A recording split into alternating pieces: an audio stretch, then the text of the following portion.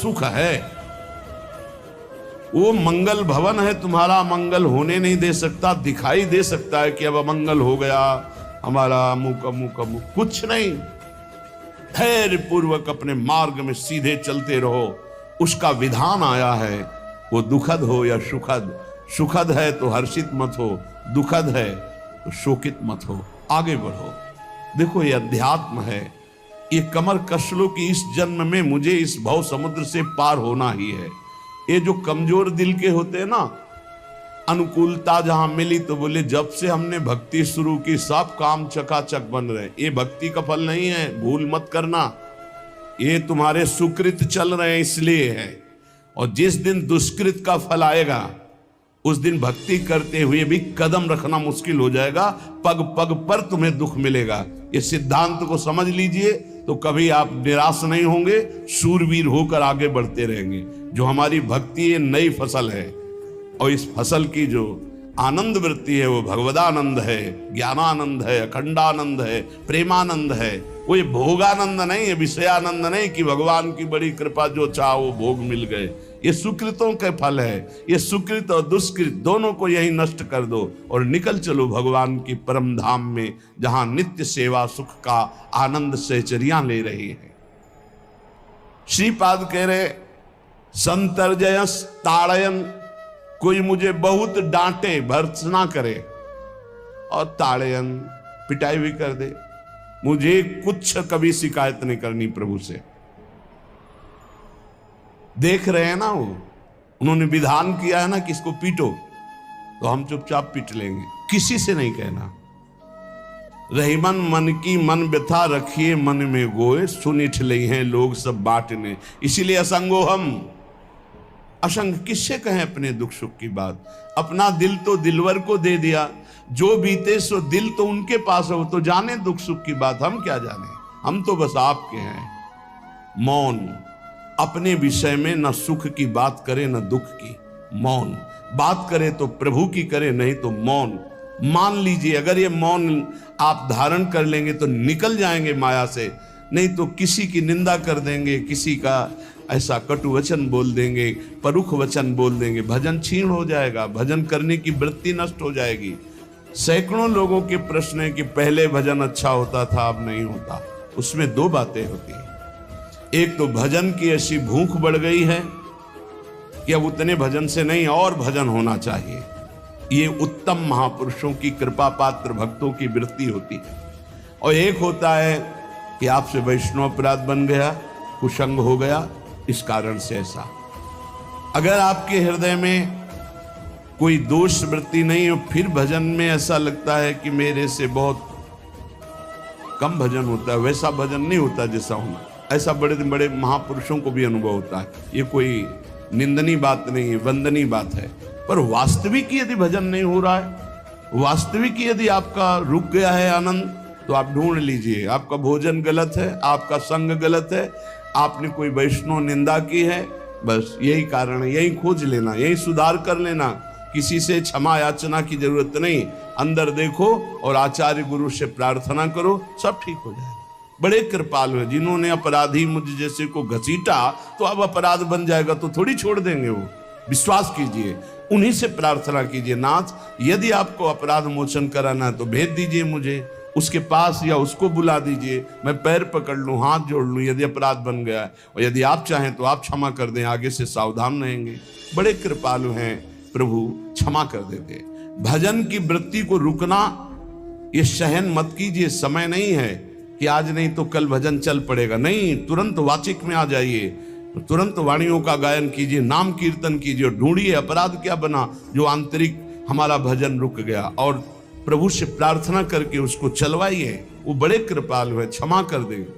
अगर आपने प्रगट में किसी का अपराध किया और वो उपस्थित हो तो जाओ, उनके चरण पकड़ो, उनसे प्रार्थना करो। भजन का रुकना सहन मत करो। बहुत कठिन है भजन करके भगवत प्राप्ति करना। वो हमारे अंदर सरलता पूर्वक भजन चल रहा, उसको बचाओ। किसी की निंदा मत करना, किसी की अवहेलना मत करना। तुम्हारी कोई निंदा करे, तुम्हारी अवहेलना करे, सह जाना, कह रहे हैं इसमें कह रहे संतर्जय ताड़यन बधनन, यदि वो कहीं मुझे बांध दें मैं वंदना में स्वीकार कर लूंगा। ऐसा भक्तों को कोई बांधता है क्या? हाँ, बांध देते हैं। तितिक्ष ब्राह्मण की कथा में पढ़िए, उसको बांध दिया।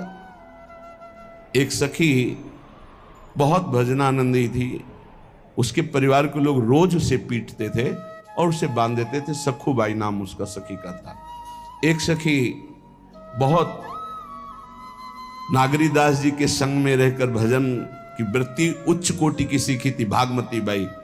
उनके पति ही उनके ऊपर सैया लगाकर नई नवीन रानी के साथ बैठते हुए सब पिटाई करते, इतना कष्ट देते, पर वो उच्च कोटि की ऐसी महान वक्ता, परम सिद्ध बरसाने के जो वास करने वाले अपने नागरीदास जी थे, हरिवंश महाप्रभु के शरणागत, उनके सत्संग से ऐसी उच्च कोटि की दशा प्राप्त हुई, उसे कोई फर्क नहीं पड़ा। उसके कष्ट देने के लिए उसके ऊपर सैया लगाते, राजा थे, और नवीन रानी के साथ उसके ऊपर बैठते, उपद्रव करते, मारते पीटते, लेकिन वो सम रहती। संतर्जयस ताड़यन बधनन, शांत, वो देख रहा है। बस तुमको यही सोचना, वो देख रहा है, मेरा स्वामी देख रहा है। वो देखते हुए मौन है ना, वो चाह रहा है ना तेरा किया मीठा लागे। बस बात समझ लो, इतना तो बहुत बड़ी वस्तु प्राप्त होगी, बहुत बड़ी। एक मिट्टी जब कुम्हार को अर्पित हो जाती है तो पीट पीट कर एक छोटा राई भर भी दाना नहीं रहने देता, क्योंकि राई भर भी अगर दाना रहा वहीं से मटकी फूट जाएगी, राई भर भी अहंकार रहा वहीं से भक्ति रस निकल जाएगा। पीट पीट के उसको एकदम बराबर, फिर भी चैन नहीं, जल डाल के रौंदा, फिर भी चैन नहीं, हाथों से मल कर अपने अनुसार बनाया, फिर चाक पे चढ़ाया, जो चाहा आकार दिया, सूर्य के ताप में तपाया, फिर उसको दहकते हुए आवे के बीच में रख के पकाया, फिर उसमें रस रखने लायक क्षमता आ गई उस मिट्टी में। ऐसे ही हम जब संत महापुरुषों को, श्री भगवान को समर्पित होते हैं तो ये सब होगा। रस रखने लायक हृदय तभी होता है जब आवे में तपता है, इसलिए तैयार रहो। तभी नागरीदास जी ने कहा, बड़ो ही कठिन है भजन ढिग डरिबो। एक सूरवीर योद्धा की तरह जैसे उसके अंग घाव से युक्त होते हैं, वो कदम पीछे नहीं आगे ही बढ़ाता है, ऐसे भजनानंदी चाहिए। चाहे मुझे चोर कहा जाए, पतित कहा जाए, गाली दिया जाए, मुझे मारा जाए, बांध लिया जाए, तो भी मैं भगवान पर दोषारोपण नहीं करूंगा। मैं यही निश्चय करूंगा, प्रभु मेरे देख रहे हैं, जोई जोई प्यारो करे सोई मोई भावे, उनका विधान परम मंगलमय है। अंतः क्लेश मतीव दुस्सह तरम प्राप्नोति नाना विधि। मुझे अंदर से भी बहुत पीड़ा दी जाए, काम पीड़ा, क्रोध पीड़ा, लोभ, बाहर से तो ये दिया जाए और अंदर से भी ये दिया जाए, तो भी हे प्रिया जो आपसे नहीं कहूंगा। प्रेम में कभी शिकवा शिकायत नहीं होती, ना इष्ट से और अपने प्रीतम के विधान से दिए हुए कष्ट को हम दूसरे से कह दें। धिक्कार है हमारी प्रीति को, प्रीतम सहावे और मैं दूसरे से शिकायत करूं? नहीं, हर विधान आपका सहो। ये प्रेम है मस्ती का, ये लज्जू पंजू ऐसे काम नहीं है इनके।